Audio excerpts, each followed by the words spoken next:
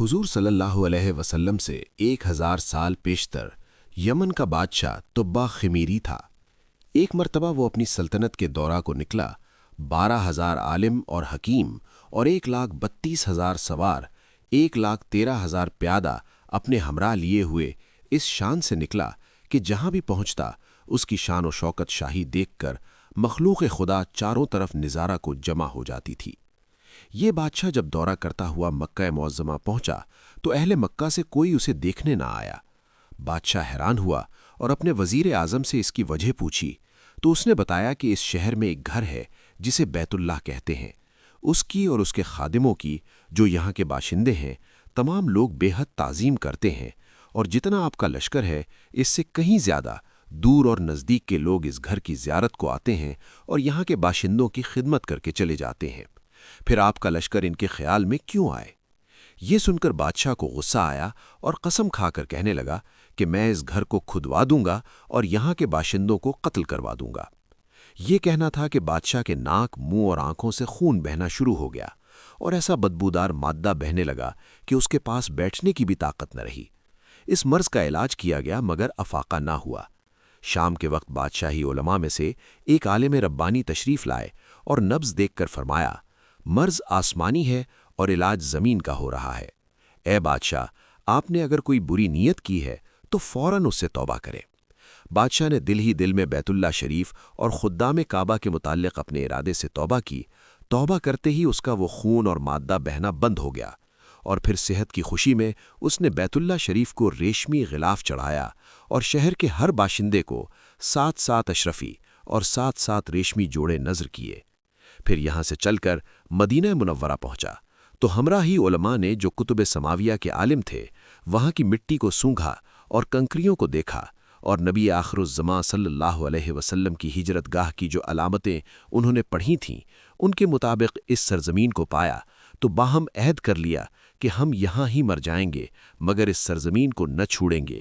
اگر ہماری قسمت نے یاوری کی تو کبھی نہ کبھی جب نبی آخر الزماں صلی اللہ علیہ وسلم تشریف لائیں گے ہمیں بھی زیارت کا شرف حاصل ہو جائے گا، ورنہ ہماری قبروں پر تو ضرور کبھی نہ کبھی ان کی جوتیوں کی مقدس خاک اڑ کر پڑ جائے گی جو ہماری نجات کے لیے کافی ہے۔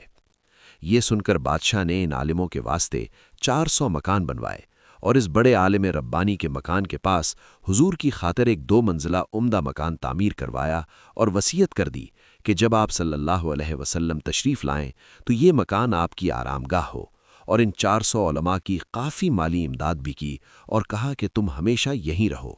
اور پھر اس بڑے عالم ربانی کو ایک خط لکھ دیا اور کہا کہ میرا یہ خط اس نبی آخر الزماں صلی اللہ علیہ وسلم کی خدمت اقدس میں پیش کر دینا، اور اگر زندگی بھر تمہیں حضور کی زیارت کا موقع نہ ملے تو اپنی اولاد کو وصیت کر دینا کہ نسلاً بعد نسلاً میرا یہ خط محفوظ رکھیں، حتیٰ کہ سرکار ابد قرار صلی اللہ علیہ وسلم کی خدمت میں پیش کیا جائے۔ یہ کہہ کر بادشاہ وہاں سے چل دیا۔ وہ خط نبی کریم صلی اللہ علیہ وسلم کی خدمت اقدس میں 1000 سال بعد پیش ہوا۔ کیسے ہوا اور خط میں کیا لکھا تھا، سنیے اور عظمت حضور صلی اللہ علیہ وسلم کی شان دیکھیے۔ کم ترین مخلوق طبع اول خمیری کی طرف سے شفیع المذنبین سید المرسلین محمد رسول اللہ صلی اللہ علیہ وسلم، اما بعد۔ اے اللہ کے حبیب، میں آپ پر ایمان لاتا ہوں اور جو کتاب آپ پر نازل ہوگی اس پر بھی ایمان لاتا ہوں، اور میں آپ کے دین پر ہوں۔ پس اگر مجھے آپ کی زیارت کا موقع مل گیا تو بہت اچھا و غنیمت، اور اگر میں آپ کی زیارت نہ کر سکا تو میری شفاعت فرمانا اور قیامت کے روز مجھے فراموش نہ کرنا۔ میں آپ کی پہلی امت میں سے ہوں اور آپ کے ساتھ آپ کی آمد سے پہلے ہی بیعت کرتا ہوں۔ میں گواہی دیتا ہوں کہ اللہ ایک ہے اور آپ اس کے سچے رسول ہیں۔ شاہ یمن کا یہ خط نسلاً بعد نسلاً ان 400 علماء کے اندر حرز جان کی حیثیت سے محفوظ چلا آیا، یہاں تک کہ 1000 سال گزر گیا۔ ان علماء کی اولاد اس قدر بڑھی کہ مدینے کی آبادی میں کئی گنا اضافہ ہو گیا، اور یہ خط دست بدست ماں وصیت کے اس بڑے عالم ربانی کی اولاد میں سے حضرت ابو ایوب انصاری رضی اللہ عنہ کے پاس پہنچا، اور آپ نے وہ خط اپنے غلام خاص ابو لیلہ کی تحویل میں رکھا۔ اور جب حضور صلی اللہ علیہ وسلم نے مدینہ ہجرت فرمائی اور مدینے کی الوداعی گھاٹی سنیات کی گھاٹیوں سے آپ کی اونٹنی نمودار ہوئی اور مدینے کے خوش نصیب لوگ محبوب خدا کا استقبال کرنے کو جوک در جوک آ رہے تھے، اور کوئی اپنے مکانوں کو سجا رہا تھا تو کوئی گلیوں اور سڑکوں کو صاف کر رہا تھا اور کوئی دعوت کا انتظام کر رہا تھا، اور سب یہی اصرار کر رہے تھے کہ حضور میرے گھر تشریف لائیں۔ حضور نے فرمایا کہ میری اونٹنی کی نکیل چھوڑ دو، جس گھر میں یہ ٹھہرے گی اور بیٹھے گی وہی میری قیام گاہ ہوگی۔ چنانچہ جو 2 منزلہ مکان شاہ یمن طبہ خمیری نے حضور کی خاطر بنوایا تھا، وہ اس وقت حضرت ابو ایوب انصاری رضی اللہ عنہ کی تحویل میں تھا۔ اسی میں حضور کی اونٹنی جا کر ٹھہر گئی۔ لوگوں نے ابو لیلہ کو بھیجا کہ جاؤ حضور کو شاہ یمن طبہ خمیری کا خط دے آؤ۔ جب ابو لیلہ حاضر ہوا تو حضور نے اسے دیکھتے ہی فرمایا، تو ابو لیلہ ہے؟ یہ سن کر ابو لیلہ حیران ہو گیا۔ حضور نے فرمایا، میں محمد رسول اللہ ہوں، شاہ یمن کا جو خط تمہارے پاس ہے لاؤ وہ مجھے دو۔ چنانچہ ابو لیلہ نے وہ خط دیا۔